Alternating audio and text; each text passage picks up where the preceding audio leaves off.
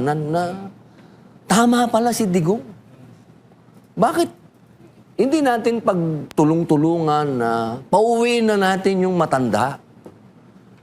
Kung hindi pa rin yung matanggap, bakit hindi natin kumbinsihin ng ICC na i-house arrest lang ninyo muna?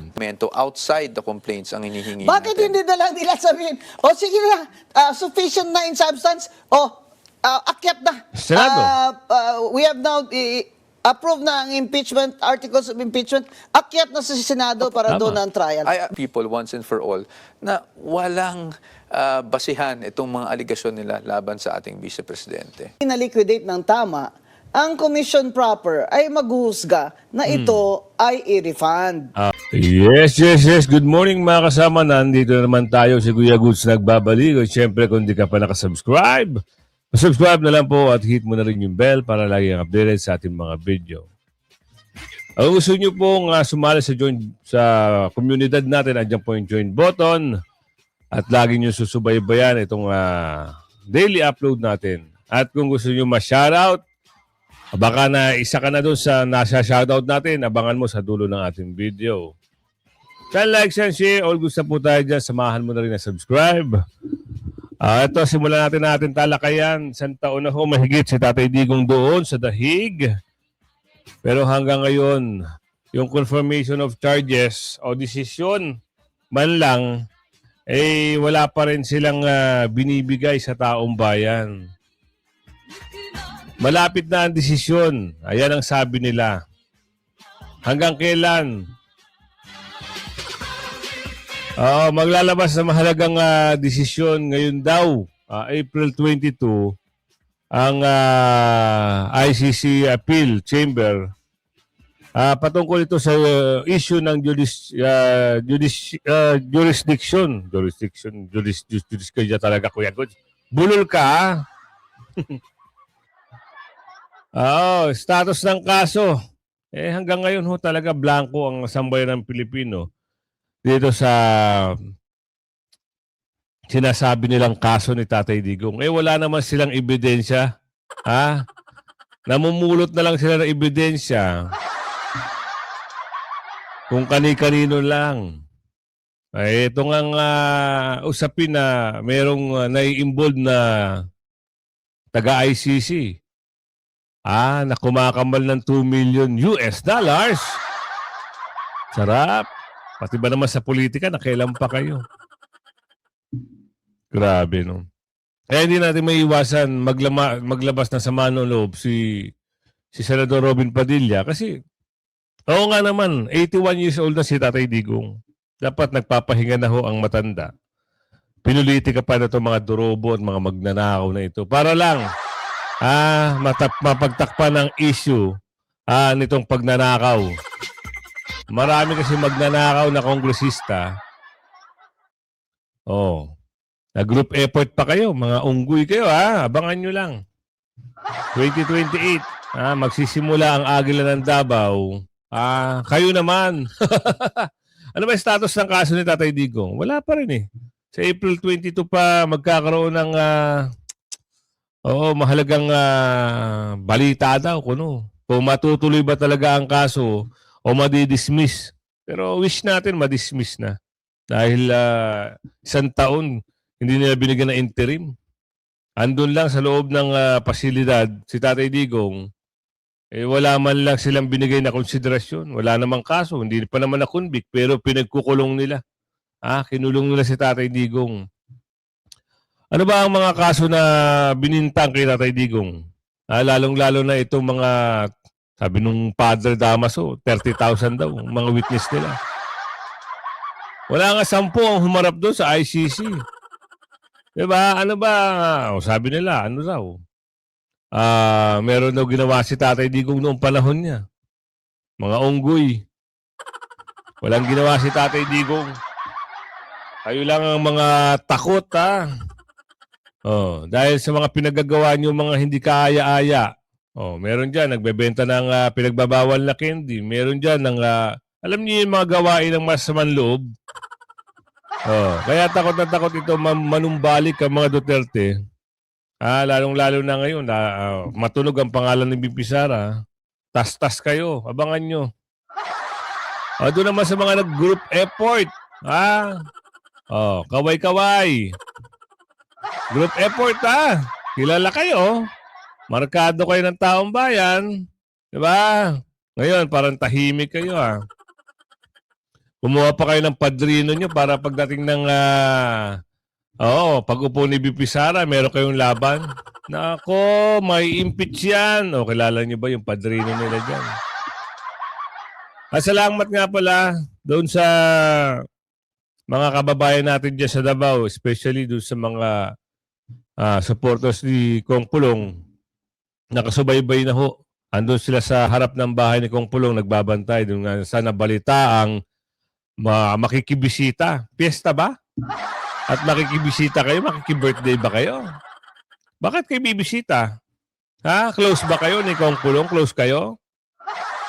Yan yung mga aso ni Bangag. Sinabi ni Kong Pulong na may aso si Bangag ngayon na gustong kumahol at gustong mangagat. Hindi naman pwede yan. Ito, pasok natin. Wala silang tigil sa impeachment. Wala rin tigil ang ICC dito sa pagbibigay ng kalayaan ni Tatay Digong. Nung nakaraan, nung March 23, sabi nila, magbibigay sila. Anak ng tipaklong, April na. Ngayon, meron naman silang banat. Meron naman silang maglalabas na mahalagang ruling ang ICC Appeal Chamber sa April 22 tungkol sa issue ng jurisdiction.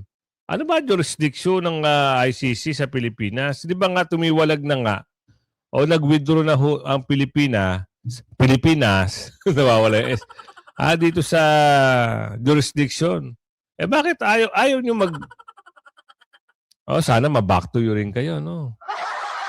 Ipasok natin ito at mamaya-maya ipapasok din natin yung usapin doon sa kay BP Sara naman na talagang mawiwindang ka dahil mini-trial lang mangyayari. Buti na lang magaling ang defense team ni BP Sara at nagawa ng mga bagay-bagay na pwede nilang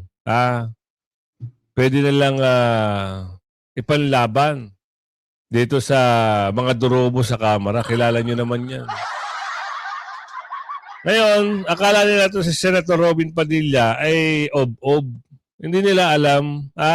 Kasi yung akala nila, sabi, hindi naman politician yan, hindi naman hindi nga raw marunong mga unggoy. Mas matalino pa ito doon sa mga senator at congressman dyan na nagyayabang-yabangan. Bakit ka mo? Alam niya ang tama at mali. Alam niya kung ano ginawa kay Tatay Digong, kaya hindi nga siya sumusuporta doon sa mga durobo na group effort. Mas matalino pa sa kanila to eh. Pasok natin. Dating Pangulo doon.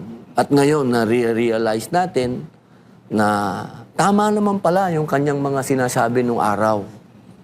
Bakit po sana hindi na lang natin siya, tayong lahat, maging oposisyon ka man ngayon, harapin na natin yung katotohanan na tama pala si Digong. Bakit hindi natin pagtulong-tulungan na pauwiin na natin yung matanda? Kung hindi pa rin yung matanggap, bakit hindi natin kumbinsihin ng ICC na i-house arrest lang ninyo muna? Tama. Kasi alam naman natin, no, sa panahon ngayon, siguro naman, sinampal-sampal na kayo ng katotohanan na yung matanda gusto lang naman niyang maging maayos tayo. At maawa tayo sa kanya. Kasi, alam nyo, sa isang banda, sinasabi ng mga nagmamahal din sa kanya, nakapagpahinga siya. Okay, pero tama na 1 taon. Tama na 1 taon na nakapagpahinga siya doon. At ito na siguro yung panahon na magbuklod-buklod tayo at makiusap tayo sa ICC na okay na. Siguro pwedeng whole nation approach. Okay na kami, pauwiin nyo na yan. At hindi na namin itutuloy ang mga demanda. Ito nga nakakapagtaka eh. Imbis na ang Pangulo ng Pilipinas ang gumagawa ng aksyon para dyan. Kasi siyempre, alam niya yung pakiramdam din ng Pangulo, naging Pangulo. At siya ngayon ay Pangulo o Pangulo ng bansa. 'Di ba? Alam niya yung feeling na ang hirap na nga ng ginawa ko. Ang hirap na nga ng ginawa ni former President Digong noon. Dapat man lang sana matanda na siya, pahinga na lang siya. Ha? Anuhin na lang siya, enjoy na lang yung katandaan niya. Wala eh. Parang, ang nangyayari parang, sige, bahala siya dyan. Ganun ba? Walang utang na loob, ano? Talaga pag tao talaga sakim sa kayamanan, utak niyan tuliro.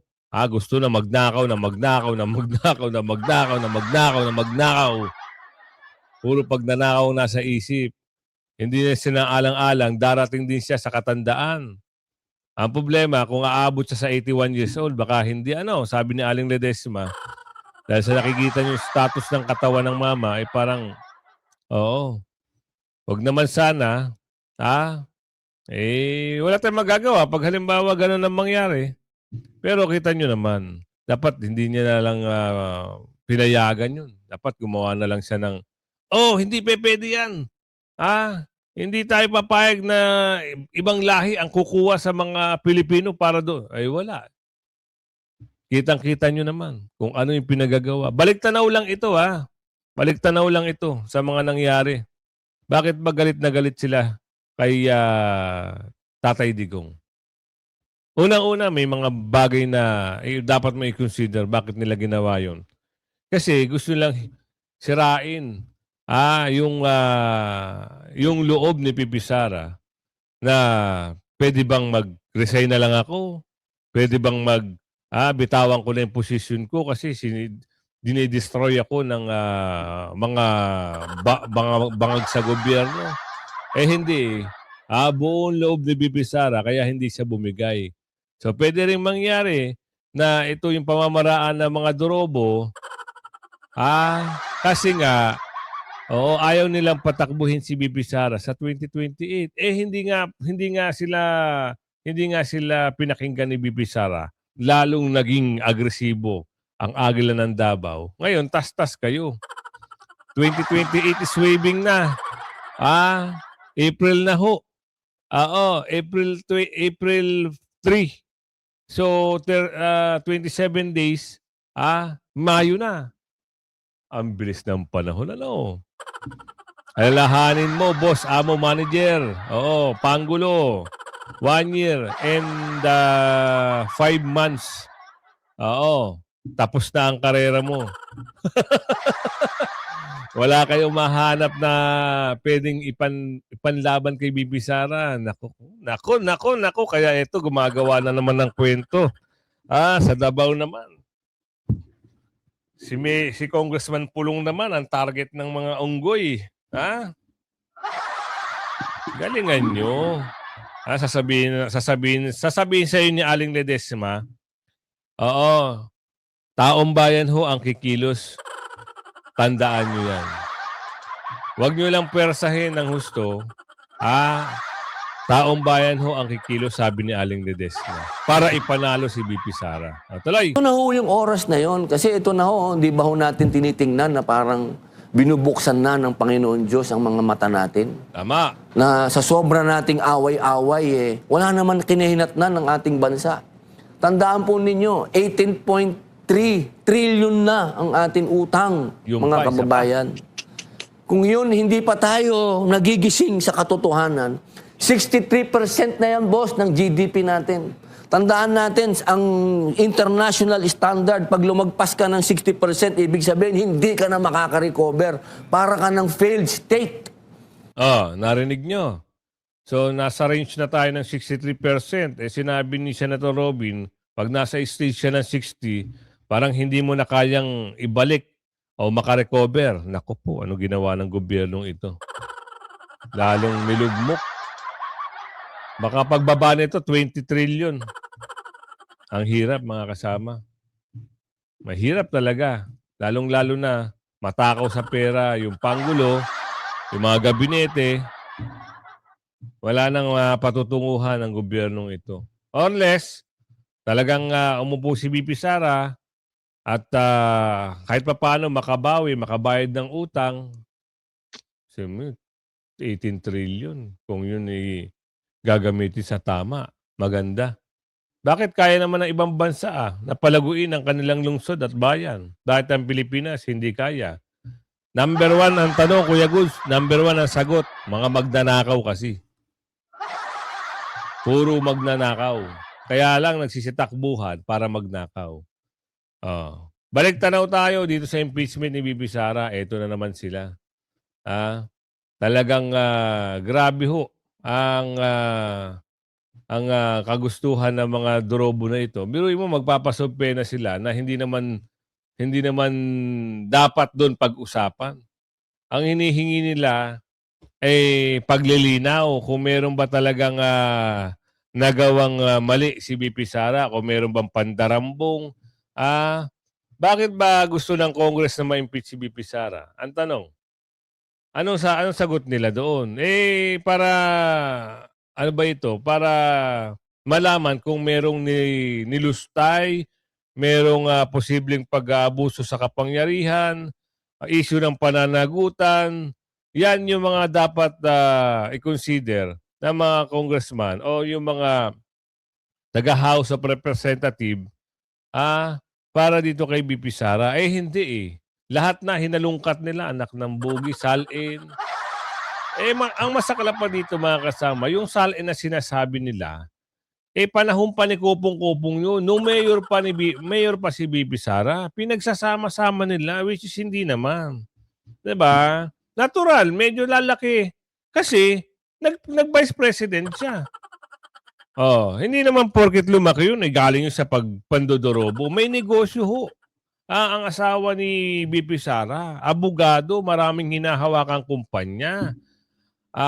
Kung hindi ako nagkakamali, ang trabaho ng parang ano ba tawag doon? Consultant ata ang trabaho. Kung i-correct niyo lang ako tignan natin Ang trabaho ata niya, humahawak sa ng mga kumpanya Humahawak sa ng maraming kumpanya. At siyempre, marami siyang hawak na kliyente. Sa tingin nyo, hindi kumikita. Ang trabaho. Hindi. Wait lang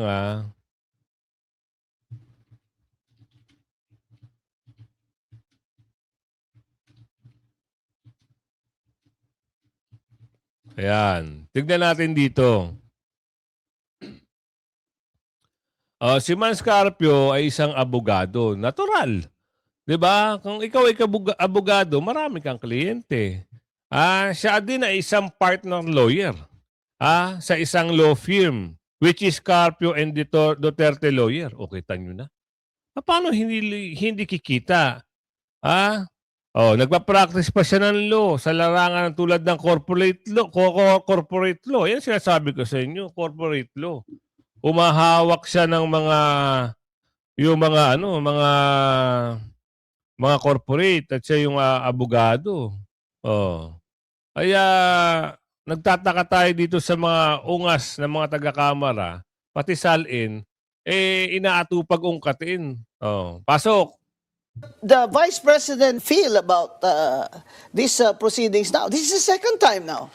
Yes, second time now. The first time though was fast track mode, no? Ayan yung nag 1/3 sila kaagad. But this is the first time na nagkaroon ng referral to the committee Because of the Supreme Court ruling. Because of the Supreme Court ruling. Of course, the Vice President already issued a statement saying that this is a third fishing expedition against her, actually, no? And that is what our position is, na kung magta-trial tayo, handa naman kami mag-trial sa Senado. Diba? Yeah, doon sa Senado. Doon sa Senado. Hindi pwedeng dyan kay Luistro. Oo. Because pagdating dito sa House, obviously, number one, we are questioning the fact that they cannot hold any form of trial, whether mini or whatever we call it. Basta trial, hindi pwede sa House. Pangalawa, medyo lumalampas na tayo sa, at least sa aming pananaw, lumalampas na tayo sa evaluation ng complaints. Kung ano-ano na ang mga dokumento outside the complaints ang hinihingi Bakit natin. hindi na lang nila sabihin, o sige na, sufficient na in substance, akyat na. Senado. We have now approved na ang impeachment, articles of impeachment, akyat na sa Senado para Tama. doon ang trial. Ay, Bakit pa gusto nila ng ganito-ganito? Well, ayoko pong mag-speculate. Dahil, Of course, Attorney I have my Poa, opinions. gusto nila ng trial by public opinion. Yun. Trial by publicity. Alam nyo bakit? Habang nandyan sila, binabakbakan nila si VP Sara, akala nila makaka-credit sila. Akala nila i-credit makakakuha sila ng punto sa taong bayan. Hindi nila alam, pinagtatawanan na sila ng taong bayan kasi puro panggigipit ang nakukuha sa kanila ni VP Sara. Oh, natatandaan nyo yung Twadcom days. 'Di ba? Sila rin yun eh. Oh, yung iba na wala na kasi nagtatalo. Yung iba na yung nawis ni Cara David. Yung iba naman ay merong bagong pasok. May bagong neophyte.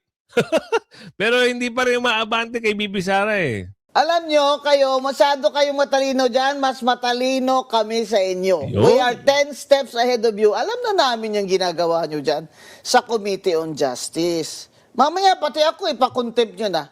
Kung hindi ba naman this is just all for show, bakit hindi na lang approve? Approve Tama. na articles of impeachment. Send it to the Senate. We Doon have na tayo mag-trial. Ready naman ang Vice President, di po ba? We have no objection to that.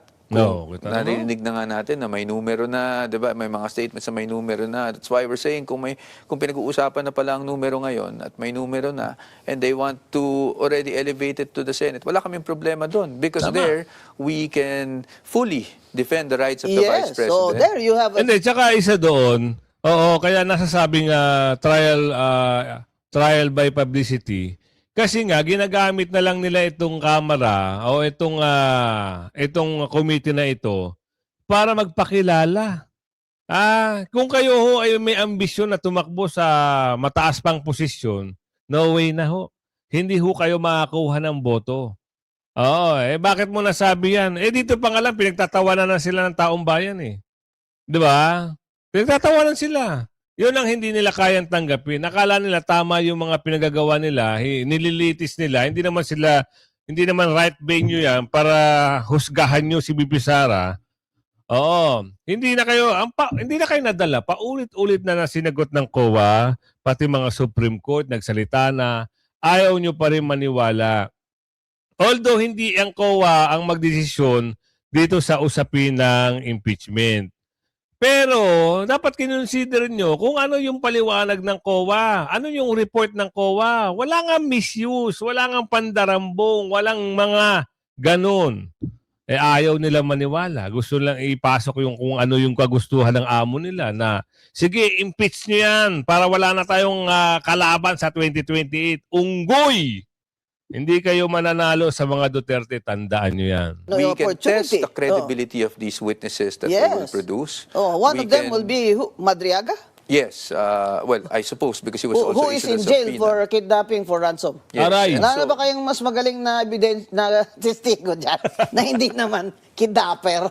Ano ba kayo dyan? So as Madriaga, who else will be their star witness? Well, we don't know, no? We are still anticipating kung sino yung mga... But we have ideas. Siguro wag muna naming ilabas yung mga ideas ng mga Yes. star witnesses nila. But, once we're there, we can test the credibility and we can show the Filipino people once and for all na walang basihan itong mga aligasyon nila laban sa ating Vice Presidente. Congressman Paulo Marcoleta sinabi ni Kong Paulo na ang due process requirement, ang kailangan, bawat ground ay sinusuri.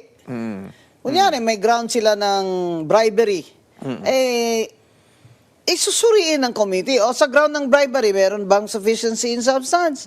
Sa ground ng graft and corruption, meron bang Hindi eh. Dahil ang ginawa lang nila, binasa lang nila lahat yun.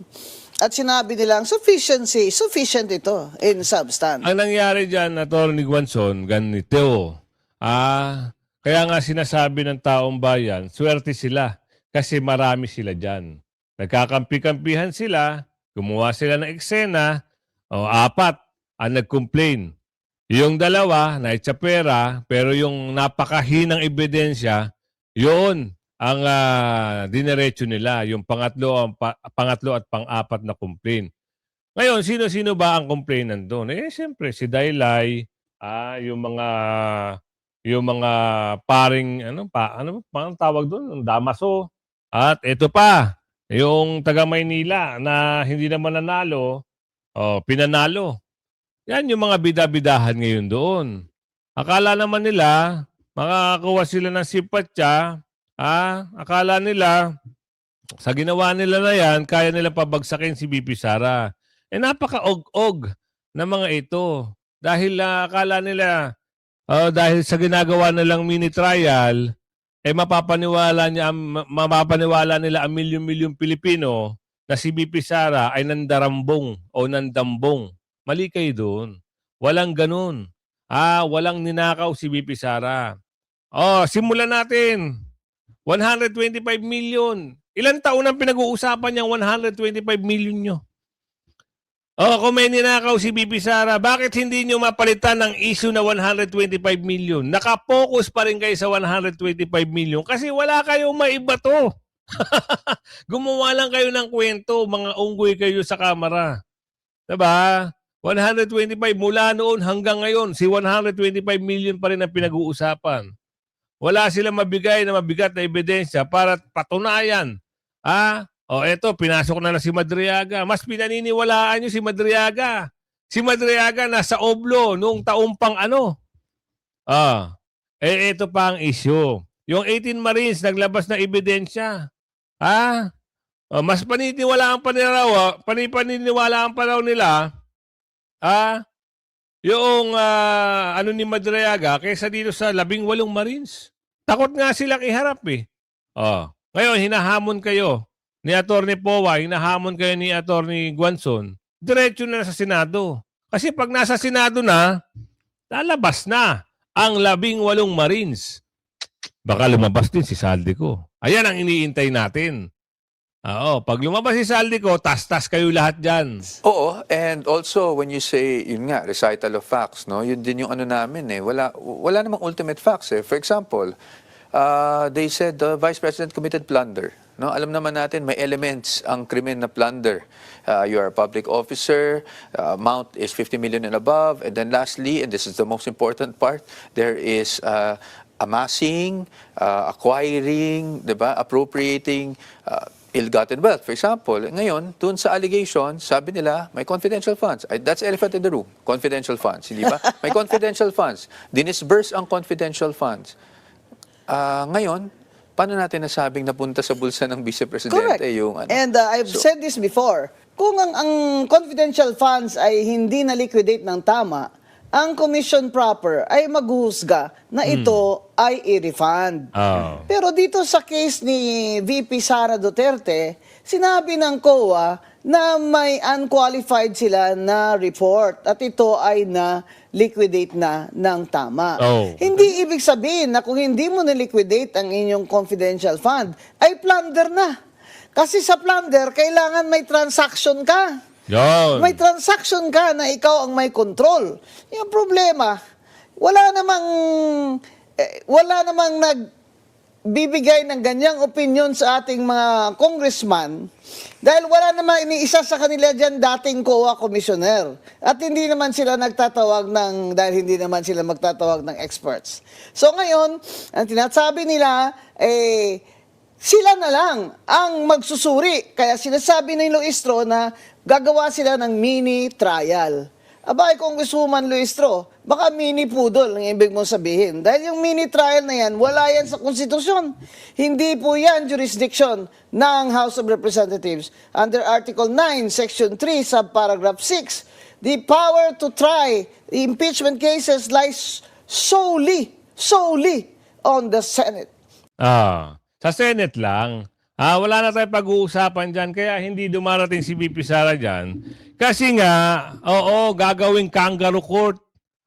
Gigisahin, sisiraan, pagtatawanan. Nangyari na yan. Kaya tama lang yung ginawa ni VP Sara na hindi siya umattend dyan. Pahiya yung mga taga-kamara. Aasa pa kayo, wag na. Kung wala kayong hindi nyo naman kayang i-contempt si VP Sara eh. Wala kayong karapatan. Subukan nyo contempt. Dahil wala sa batas, wala sa rules na ang pangalawang Pangulo ay kaya nyo i-contempt, wala yung sa jurisdiction ng Congress. Kaya mahiya kayo. Kung kayo dyan ay kaya nyong gawin dahil kayo ang nasa posisyon ngayon, subukan nyo sa 2028. VP Sara naman, Tatay Digong naman. Shoutout tayo. Wait lang Asa na ba yung natin? Nako, hindi natin nadala. Shoutout kay Jenaline Rodriguez ng Spain. Michael Jefferson ng New Zealand. Ayan, kay Ederlyn Natividad ng Pangasinan. Shoutout po.